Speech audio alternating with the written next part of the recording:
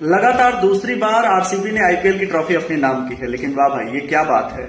RCB के कुछ fans हमेशा आरसीबी की जीत पर ये बेजुबानों की सेवा करते नजर आते हैं, उनकी मदद करते नजर आते हैं, उनके लिए खाना जुटाते हैं। वास्तव में ऐसा कार्य पुण्य का कार्य होता है। हम किसी भी टीम के फैंस हों, लेकिन जब ये कार्य हमारे सामने आते हैं तो वास्तव में प्रशंसा के पात्र होते हैं। इन आरसीबी के फैंस ने सभी टीम के फैंस के लिए एक एग्जाम्पल सेट किया है, एक उदाहरण दिया है। जहां पर हम सोशल मीडिया पर देखते हैं कि लोग एक दूसरे को बुरा भला कहते हैं, बल्कि हर खिलाड़ी अपने आप में बहुत अच्छा होता है, हर टीम अपने आप में 100% योगदान देती है, प्रयास करती है और हर टीम जीतना चाहती है। लेकिन जीत और हार एक खेल का पात्र होता है, एक पार्ट है। इसके चलते हम किसी को एक दूसरे को बुरा भला कहें, उससे बेहतर है कि हम लोगों की मदद करें, ऐसे बेजुबानों की सेवा करें।